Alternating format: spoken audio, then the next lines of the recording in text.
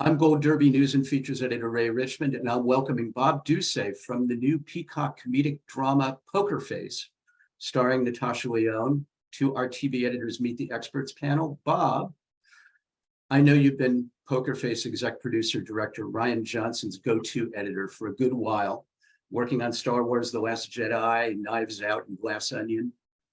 And correct me if I'm wrong, weren't you editing Glass Onion when Rian approached you about Poker Face?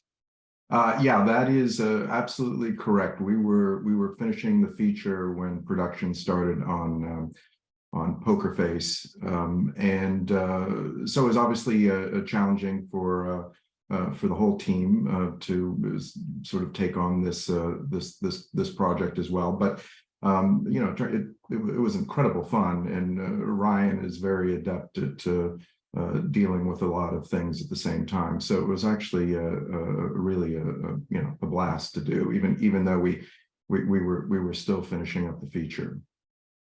How did Rian present the series to you? Well, you know, interestingly enough, I mean, I knew about the series long before we even started production on Glass Onion, so it wasn't a surprise that this happened this way. And in fact, it was a little bit planned, although you know, I don't think that there was really ever any intention to have as much overlap as we did, but it's just the way the schedules worked out. You know, we talked about the series a bit before we started production on Glass Onion, and you know, obviously Rian you know, has a great deal of interest in the sort of whodunit genre, although this series is obviously different in a way because it follows more the sort of rhythms of something like Columbo, where the audience knows who did it, and it's really just a matter of Charlie figuring it out, which, you know, is quite comfortable as a format, and something that you can really get into the rhythms to over the course of a series. But it also creates some complications, of course, because you know, where our lead is not in the first act of each of the episodes, or is in the first act in some way that we're not aware of. So you have to find a way to you know, keep the story interesting and keep the audience engaged with something that you know, with characters that they're only going to spend time with in one episode. So it's a pretty interesting challenge, but I think a pretty great format. Yeah, I was going to mention, Bob, that Poker Face, it is like two different shows every episode, where, you know, you have different villains at the beginning. You know, Natasha Lyonne is Charlie Cale, is this woman with an extraordinary ability to tell if someone is lying just by looking at their face.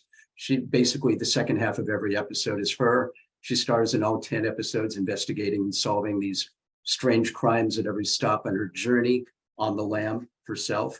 But I love how the show, as you mentioned, is done in the style of 70s mysteries like Columbo, where we see the perp commit the murder at the beginning, and then the rest of the hour surrounds how he or she gets discovered. It's a how catch him. I think that's how Peter Falk used to describe it. It's a how catch him. That's exactly right. Yeah. Instead of a whodunit.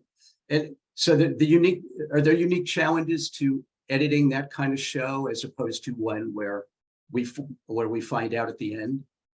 Well, I think one of the main things, I mean, and look, you know, the screenplays do a lot of the heavy lifting up front, as does the casting. But the truth of it is that you need to keep the audience engaged, and especially, you know, before Charlie shows up, and you know, especially when you have a lead character and you know, an actress like Natasha Lyonne who is so dynamic, and you know, you want to get to her. So you know, you do have to keep things moving, and hopefully you create enough interest to keep people engaged through you know, before Charlie appears. But again, I really do think that the screenplays do you know, an enormous amount of that lifting, keeping it interesting. And you know, all the crimes are quite different, and you know, the motivations are quite different. So even though there's a comfortable rhythm from week to week, you know, it is changed up quite a bit, which I think keeps the show from becoming stale, or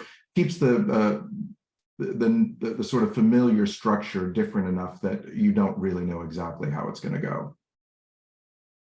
Yeah, Bob, I know you edited the 9th episode, which I thought was terrific and beautifully done. which has the unique title of Escape from Shit Mountain. Yeah, I know. I mean, it's a fantastic name. Absolutely It fantastic name. is. I mean, who wouldn't want to cut an episode of television that has that name? You're being the the play on Witch Mountain, of course. Yes, That was, absolutely. and that was the episode you're submitting for Emmy consideration. Highly stylized, really dark, directed by Ryan, guest starring Joseph Gordon-Levitt and Stephanie Hsu. Oh my God, great performances, and edited by you. What was it like cutting that one? Oh, it was fantastic. And, interestingly enough, it was the very first episode that we photographed. And so, that created some complexities, I think especially for Ryan and Natasha in understanding that this is 9 episodes in, and this is where the character has gotten to, right from the outset, without the benefit of having shot the pilot episode or 101 first. And then I think editorially challenging in the same way, in that we're trying to figure out the tone and exactly how the show works. And, obviously we were well aware that this was far and away the darkest episode and a little bit of an outlier as well. But we just sort of went with faith that this would all fit in with the rest of the series, which, it certainly has its dark moments, but is generally lighter than this episode. But I think one of the things that's great about it showing up as the 9th out of 10 episodes is that, the audience is in with the character, and I think they're willing to follow Charlie into this darker world of being isolated in this scary motel for an hour. Your editing on that episode is really precise. It seems like you were cognizant in the pacing of honoring what seemed like obvious inspirations like The Shining and Psycho and Friday the 13th. And you all kind of threw them all into a blender, and that's what came out. Absolutely. And I think that, and we all focus on these sorts of things, but that sort of precision, I think, was absolutely, as you point out, intentional, and the references are dead on. That level of sort of isolation and suspense and tension that comes out of often very quiet moments. I think one of the things that's interesting about the show and episode 9 in particular is that there's a lot of time without music, and it gives it a very stark isolated feeling, which I think is very successful in achieving the tone of that episode. With something so layered with plot and visuals like Knives Out and Glass Onion and now Poker Face, you need to really be on your game as an editor, I would think. I mean, every cut literally has meaning. You're really as much a storyteller as your director, I think. I mean, is that how you see yourself as well? Well, I mean, I think really our job, no matter what the material, is to honor the screenplay and the vision of the director, and in so much of what we do is really based on the script and also the material that's presented, in the dailies. But at the same time, you really have to find ways to elevate everything that you do, and I think one of the things that's particularly difficult with murder mysteries or these sorts of genres is what you're telling the audience at a particular time is actually very, very critical, where it shows up. And sometimes that involves eliminating material that in the script you thought would be very useful for the audience to know, but actually in the end ends up tipping the audience off. So yes, I mean, that's something that you always have to be extremely cognizant of when you're cutting a show like Poker Face, and in particular episode 9. I would think it could be really easy to kind of screw up the narrative. That like, oh God, that one little edit sort of threw everything off. And everybody, shows like this, the fans are really watching things closely.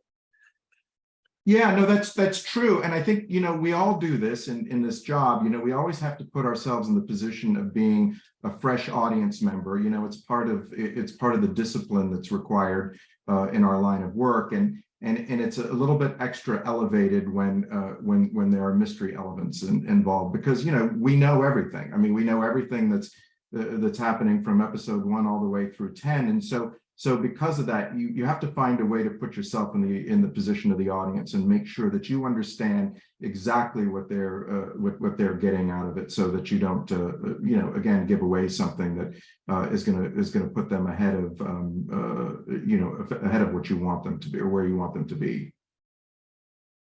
Bob, we're going to wrap. Good luck to you at the upcoming Emmys. Poker Face is currently streaming its 10 episodes at Peacock. And thanks for joining us at Gold Derby. Hey, thanks so much. It was really fun.